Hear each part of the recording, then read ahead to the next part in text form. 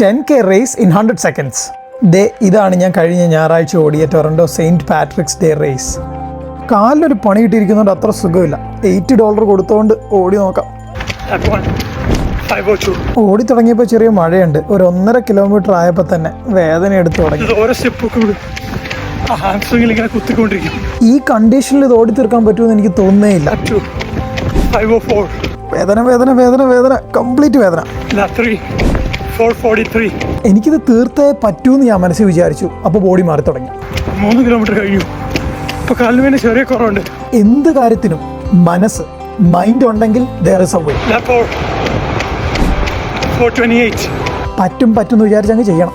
വേദന ഓൾമോസ്റ്റ് ഇല്ലാതായി. ഇതാണ് 5 കിലോമീറ്റർ മാർക്ക്. ഇവിടെ നമ്മൾ തിരിഞ്ഞോടി ഒരു തവണയും കൂടി ലൂപ്പ് കംപ്ലീറ്റ് ചെയ്യുമ്പോൾ റേസ് ഫിനിഷ് ആവും. ഈ വർഷം തീരുന്നതിന് മുമ്പ് I want you to sign up for a race. Race നിങ്ങളെ കൊണ്ട് പറ്റൂല എന്ന് വിചാരിച്ചെങ്കിൽ ഈ മനുഷ്യനെ നോക്കി വെച്ചോ. മുഴുവൻ റേസ് ഓടണമെന്നൊന്നുമില്ല, നടന്നാലും മതി.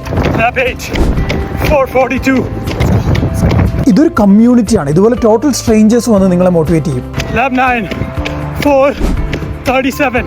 Convince your mind and you can do anything. ഈ എഫേർട്ട് കണ്ടോ? ഞാൻ ഒരിക്കലും തീർക്കാൻ പറ്റില്ല എന്ന് വിചാരിച്ച് ഈ റേസിന്റെ ഫിനിഷ് ലൈൻ എത്തുമ്പോൾ കിട്ടുന്ന ഒരു സാറ്റിസ്ഫാക്ഷൻ, നത്തിങ് ലൈക്ക് ഇറ്റ്.